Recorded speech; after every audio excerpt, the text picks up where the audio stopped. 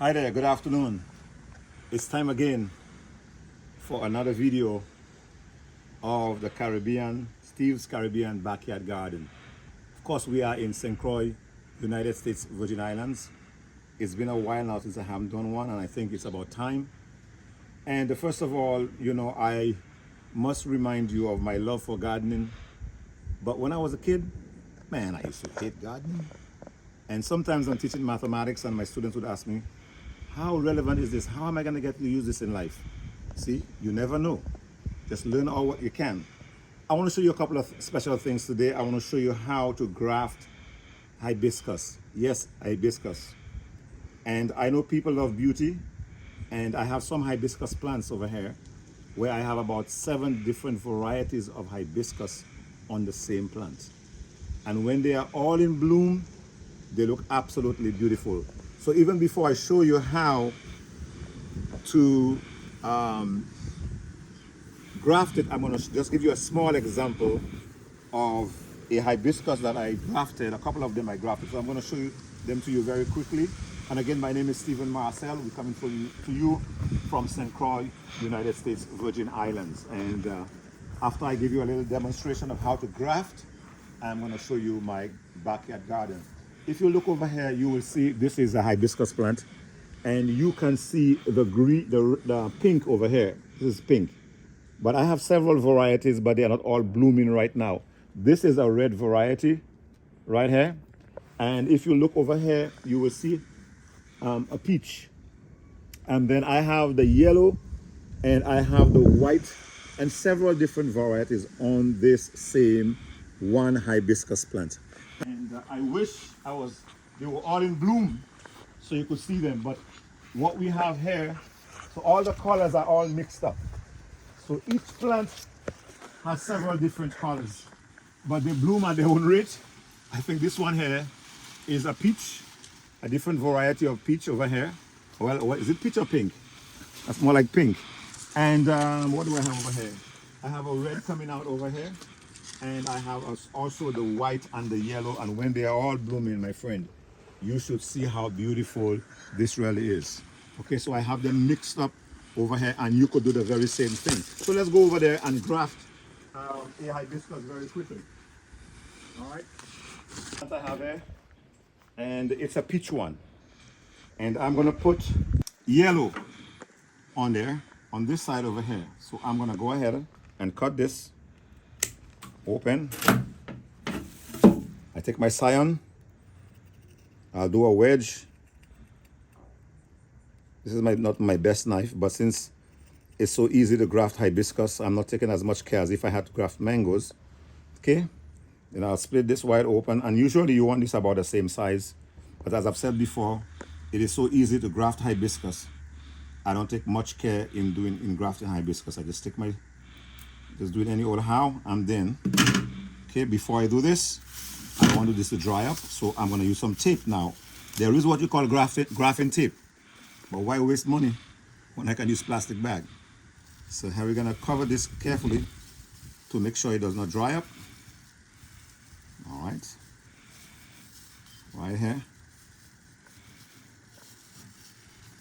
Okay.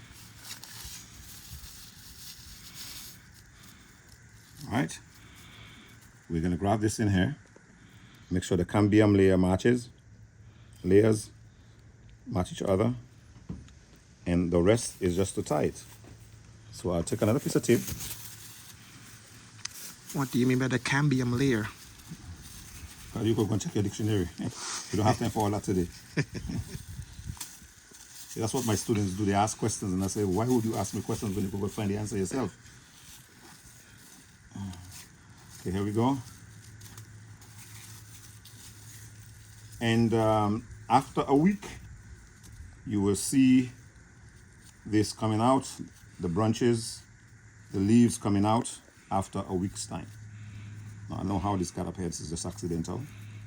All right, so we have on this here, we know we have, these are, what is it, peach, and this is now the yellow hibiscus, and we could put one more over here.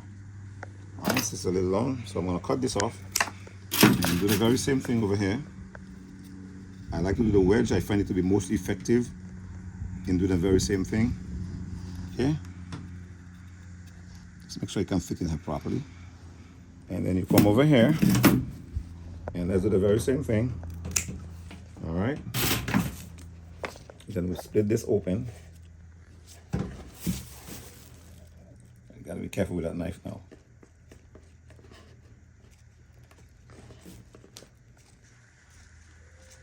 Okay.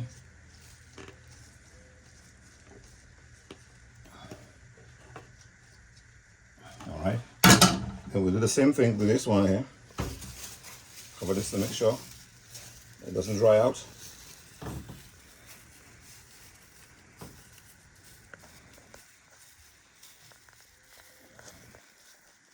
Okay.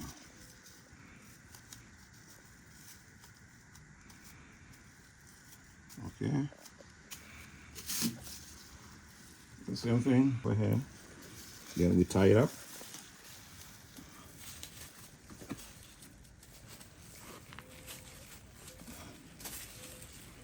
So in a week's time, you start shooting out.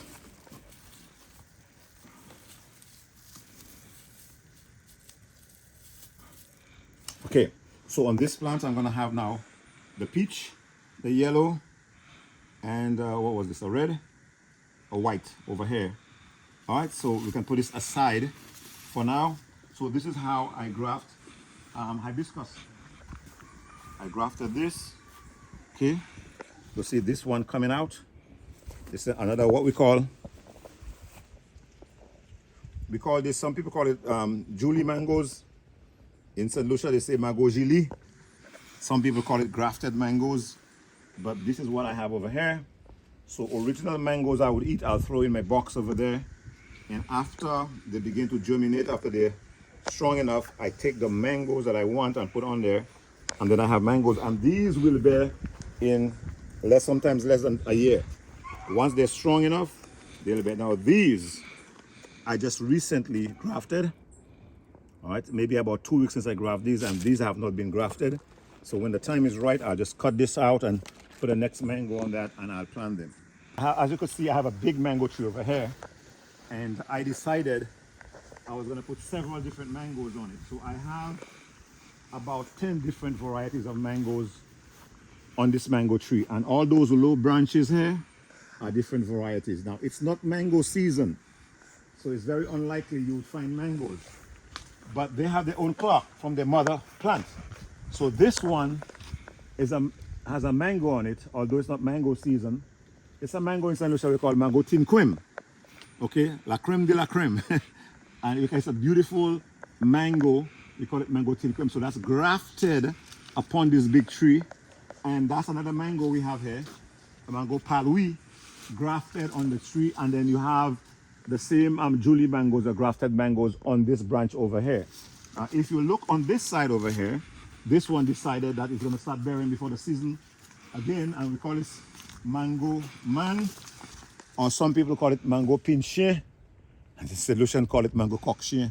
Mangoes have all kinds of names, you know. And this is bearing again. These are all grafted. Okay, mangoes right here, and so there are different varieties of mangoes.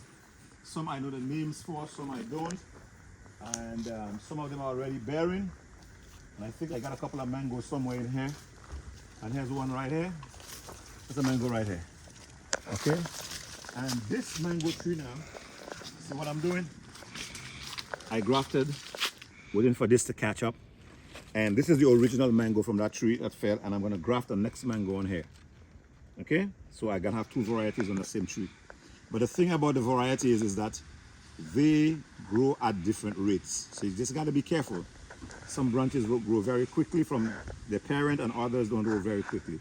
And you'll see you can see all the blossoms over here. Okay, so they have their own clock from their mother plant. So they have their own clock. They do whatever they want. And all these here are mangoes. I just took this branch here. I just took this from St. Lucia, a small piece of branch, and then see what's happening over here. This again is another mango tree. different types of mangoes. So we have one type of mango over here, and they are all bearing mangoes in mango season. And so I grafted different types of mangoes. Look at the leaves and see that they are different. Okay, again, mango tinquem and mango mang and mango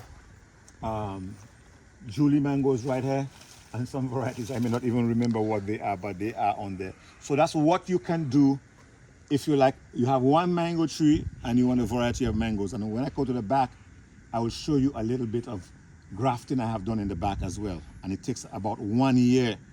Once the branch is strong enough, 1 year, and I get mango from that original mango tree. So let me begin by giving you a little tour of the garden. All right, Caribbean backyard garden. We encourage people to grow food, and whether you have land or not, you can grow, because I'm going to show you how we grow things. These, of course, are papayas. All right, the papayas right here. Okay, and this is all these are papayas. Okay, we just harvested those pomegranates. Okay. A little bit of my Caribbean backyard garden. Okay.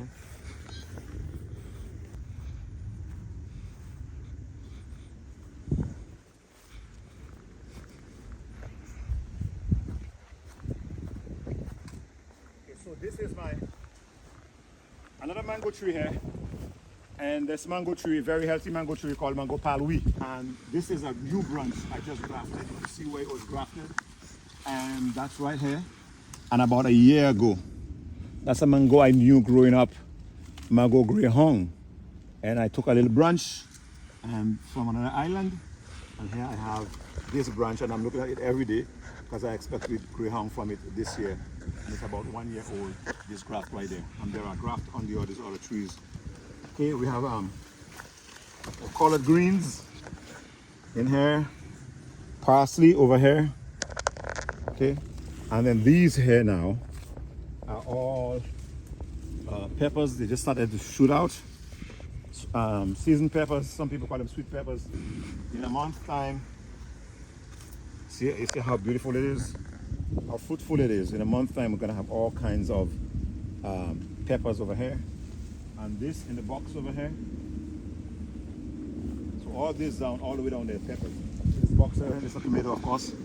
And this is pak choy in this box over here, and the famous sour sop over here.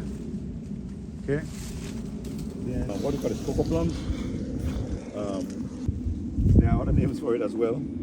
I think St. Lucian call it zikak. Some people call it fat pork. Right. And this is an avocado tree over here. Another sour sop over here, and this is Suriname Belgian cherry over here, and you might recognize it as a guava plant, coconut plant. And let me show you a little bit now. And these are all fruit trees here. Again, sour sop, cocoa plums, pomegranate over there, and this is my watermelon patch now. One of the peppers. Look at this now. Okay, a watermelon over here, small watermelon over here, and I believe these are honeydew on this side over here. Okay, that's my watermelon patch. I think we got a small one over here. We got a watermelon right here. Right here. We got a watermelon over here. Here. Go on this side over here. You see?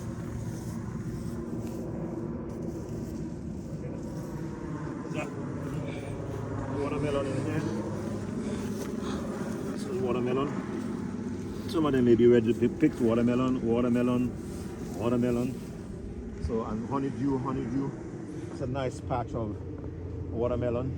And of course, these are more peppers growing here. And I can use the box for dual purpose. This is over here. Okay.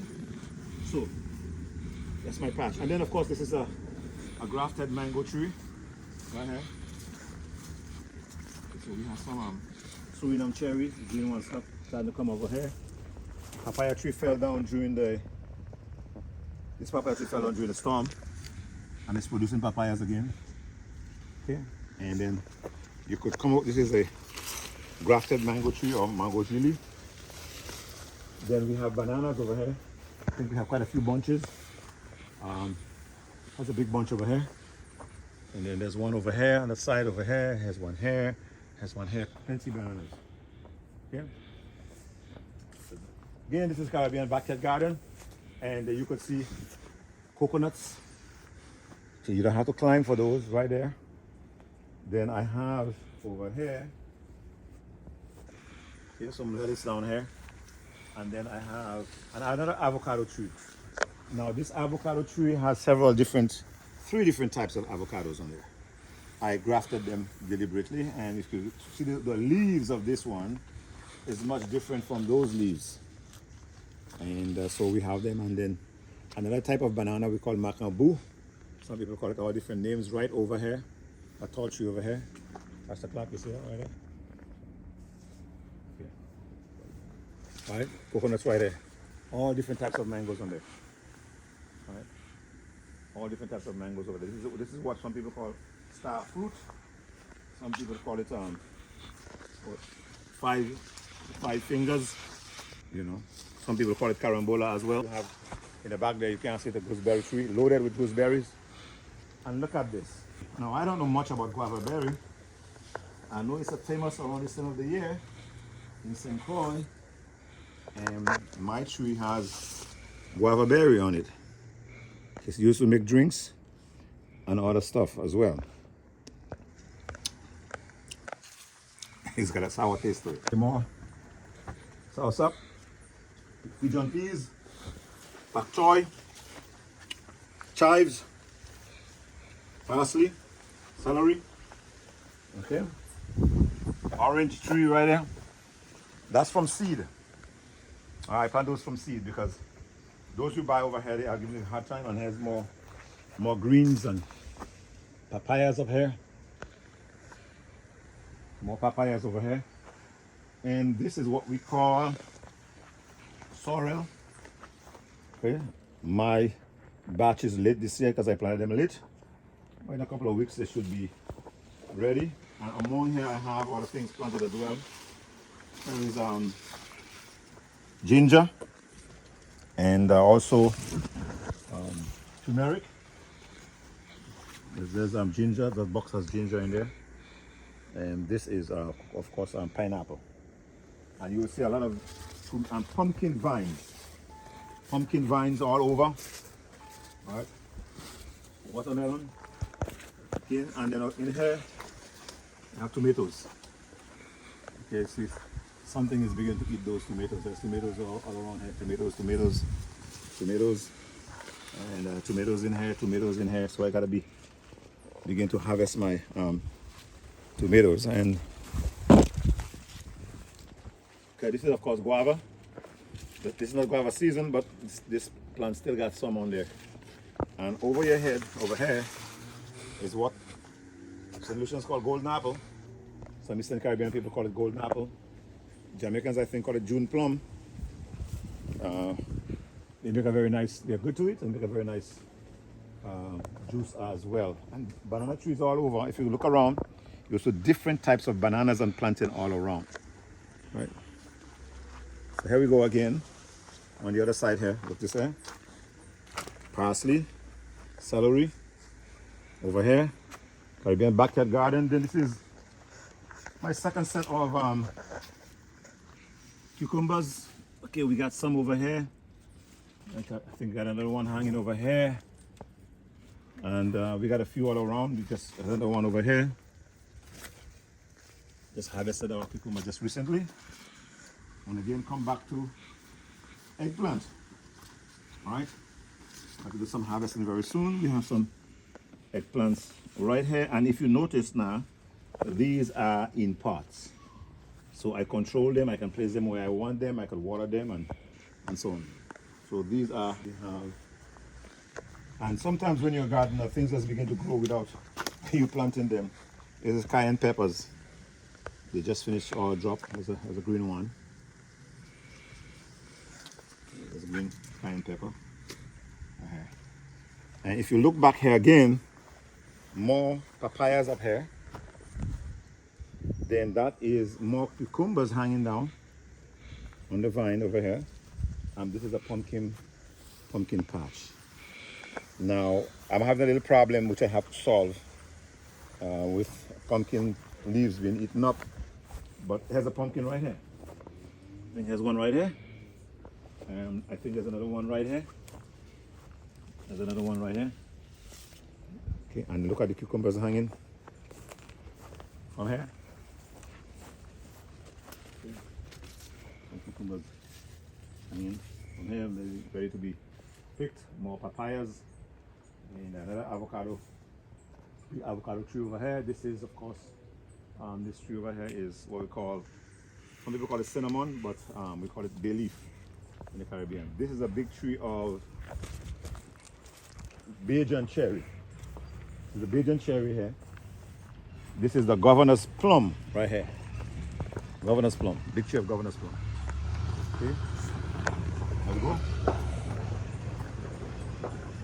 Pineapple, brother. And everywhere you look around, you see I have fruit trees. Almost every tree you see there is a fruit tree. Plantain over here, yellow plum over here, custard apple over here, sugar apple over here, another avocado tree right here. It's a special tree I took, we call it lim, and I decided to plant it over here. And you come through here in my backyard garden. Varieties of different types of bananas over here, cucumbers over here, all different types of trees and all different types of food plants we have over here. Okay, we're coming close to. This is I wanted to have this. I'm originally from St. Lucia, and certain plants I love. I wanted to have this cocoa. That was they make cocoa tea with it, they make chocolate with it, the cocoa plant, cocoa. So I just had to have one. So here's one right there, and there's more bay leaf and more fruit trees right here. And then, of course, that's a little bitty breadfruit, right? And there's a plantain right here, plantain. And we have somewhere along the line some passion fruit vine up there. So these passion fruits are coming down.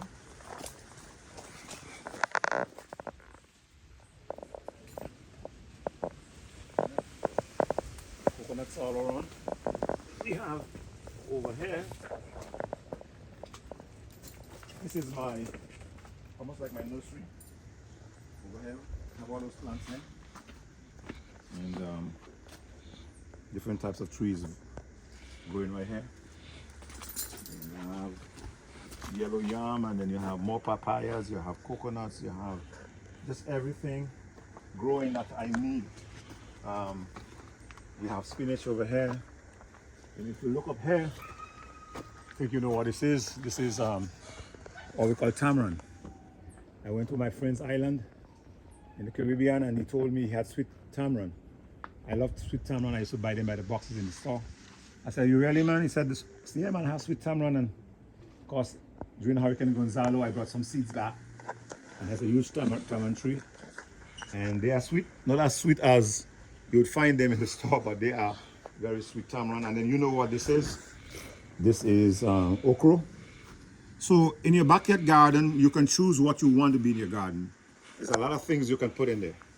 Okay, whatever you want to put in there. So I just encourage everyone to have a backyard garden. One of these days we'll do some herbs, all different types of herbs and what they are good for. I learned those skills from my grandmother. When I was growing up, we had a problem. She knew exactly what to use, and I have retained some of that knowledge, and I have quite a bit of different types of herbs you could use in your garden for ailment and for different reasons as well. So again, it's a pleasure to be able to have you with us again, and this time when you ask me questions, I'm going to try to respond to them. This is a little version of my Caribbean backyard garden. Thank you very much. See you next time when I put up a next video. All right, blessings.